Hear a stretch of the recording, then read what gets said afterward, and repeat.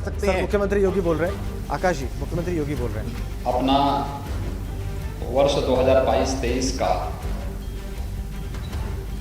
Budget आज विधानसभा में प्रस्तुत किया है।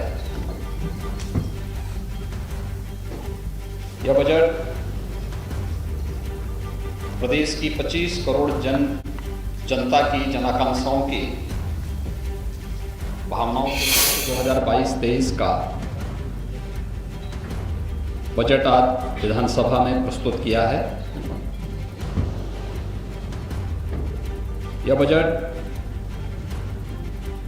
प्रदेश की 25 करोड़ जनता की जनाकांक्षाओं की भावनाओं के अनुरूप प्रदेश के समग्र विकास को ध्यान में रख करके गांव, गरीब, किसान, नौजवान, महिलाएं, श्रमिक और समाज के प्रत्येक तबके को ध्यान में रख करके बनाया गया है।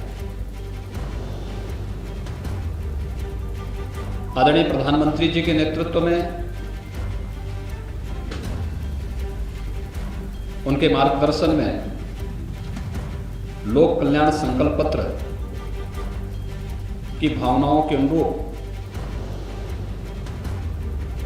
देश की सबसे बड़ी आबादी का राज्य उत्तर प्रदेश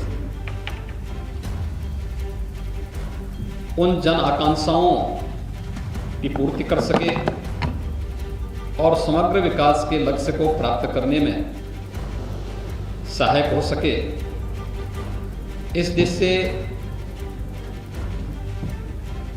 उत्तर प्रदेश सरकार का यह बजट 5 वर्षों का एक विजन भी है, जो प्रदेश के सर्वसमावेशी समग्र विकास के साथ साथ एक उज्जवल भविष्य की रूपरेखा भी तैयार करेगा। मित्रों, हम लोगों ने 2022 का विधानसभा का चुनाव के पूर्व एक लोक कल्याण पत्र जारी किया था। ये लोक कल्याण संकल्प पत्र में कुल 130 घोषणाएं हुई थी। इन 130 जो संकल्प हमारे लोक कल्याण संकल्प पत्र में थे, उसमें से 97 संकल्पों को हम लोगों ने इस बजट में, पहले ही बजट में स्थान दिया है और इसके लिए हम लोगों ने 54,883 करोड़ रुपए का भी प्रावधान किया है। जो संकल्प 130 संकल्प थे, उनमें से कुछ संकल्प पहले से चले आ रहे थे, कुछ नए थे। उनमें से 97 संकल्पों को आज यहाँ पर इस बजट में स्थान दिया गया है, जिसमें 44 संकल्प नए हैं। इनमें जो प्रमुख घोषणाएं हैं आज के बजट में, वह मुख्य रूप से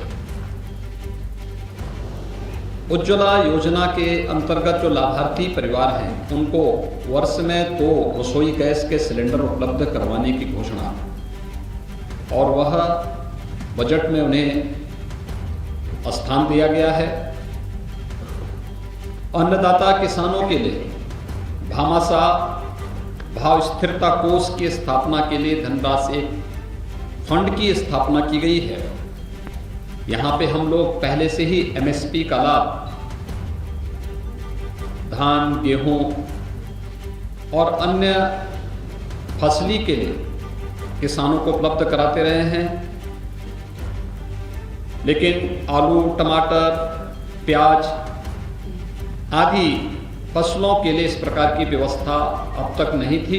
इस बजट में हम लोगों ने अपने अन्नदाता किसानों को राहत देने के लिए भाव स्थिरता कोष की स्थापना भी की है और उस कोष के लिए भी व्यवस्था की है। प्रदेश के अंदर आदरणीय प्रधानमंत्री जी का जो देश के लिए विजन है कि हम फर्टिलाइजर, केमिकल और पेस्टिसाइड में कमी लाते हुए प्राकृतिक खेती को बढ़ावा दे सकें। प्राकृतिक खेती की दिशा से उत्तर प्रदेश ने आदरणीय प्रधानमंत्री जी के मार्गदर्शन में पहले से ही अपनी कार्य योजना बनाई थी और उस कार्यक्रम के तहत यहाँ पे ट्रेनिंग के कुछ विशेष कार्यक्रम भी चले थे। प्रदेश में इस समय हजारों किसान ऐसे हैं जो प्राकृतिक खेती के साथ जुड़े हैं। उनके लिए टेस्टिंग लैब की स्थापना भी हर कमिश्नरी स्तर पर हम लोग स्थापित कर रहे हैं। लेकिन अगले 5 वर्ष के लिए संपूर्ण बुंदेलखंड को